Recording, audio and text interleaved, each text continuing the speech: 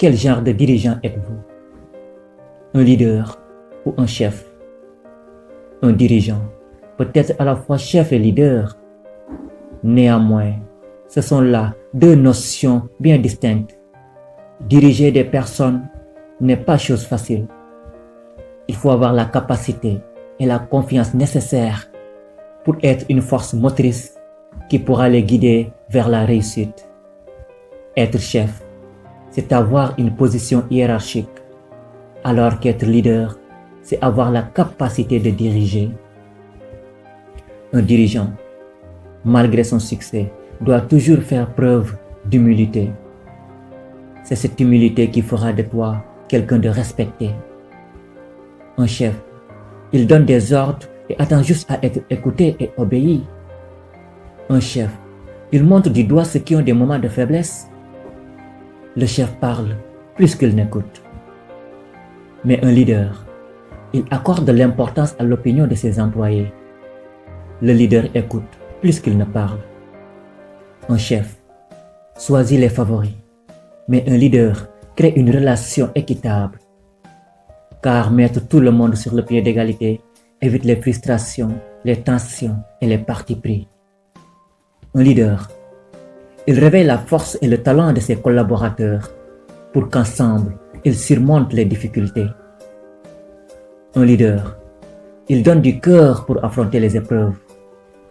C'est un leader, il influence et inspire. Il motive et donne aux autres les moyens de participer au succès de l'entreprise. Le leader complimente, remercie et fait des critiques constructives aux besoins. Il n'y a pas que l'argent qui motive.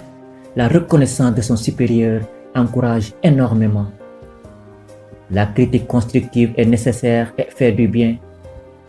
Par contre, avoir constamment sur le dos une personne qui critique tout ce que vous faites s'avère décourageant. Le leader coach ses employés et les aide à relever des défis. Le souci du leader est de créer de la valeur en montrant l'exemple. Avec le leader, on peut se sentir fatigué, mais on ne peut jamais se sentir ennuyé. Car contrairement au chef, le leader transmet cette passion de vivre et de travail. Pendant que le chef ordonne, le leader coach son staff en fonction de ses forces et faiblesses, de sorte que chacun donne le meilleur de lui-même dans la quête de leur objectif commun. Pendant que le chef indique le chemin, le leader arpente les chantiers en tête du peloton. Il communique à son équipe la détermination d'aller aussi loin que possible.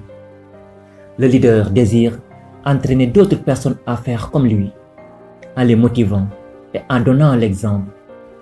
Il incite ses collaborateurs à se dépasser et à assumer leur propre leadership. C'est un leader. Il suscite de l'enthousiasme.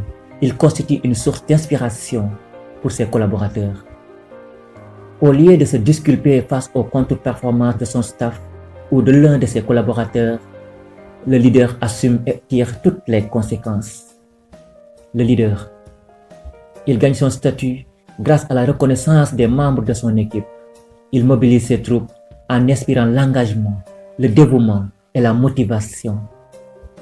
Obtenir un statut de leader, ça se gagne par des actions ornées d'humilité, d'authenticité, d'écoute, de patience et de courage. Un leader, il guide ses collaborateurs pour affronter les difficultés qui leur opposent au monde. Car réussir dans ce monde n'est pas chose facile. Il faudra lutter pour atteindre ses objectifs.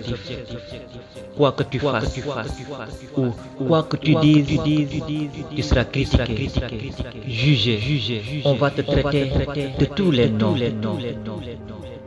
Dans ce monde, il y aura toujours des gens pour vous décourager. Des gens qui vous diront que tu ne pourras pas réussir, que ce n'est pas possible, que tu n'es pas assez bon pour faire ce que tu fais. Mais si tu sais ce que tu veux vraiment et pourquoi tu le veux, rien ni personne ne pourra t'arrêter. Coach Motivation, je vous adore.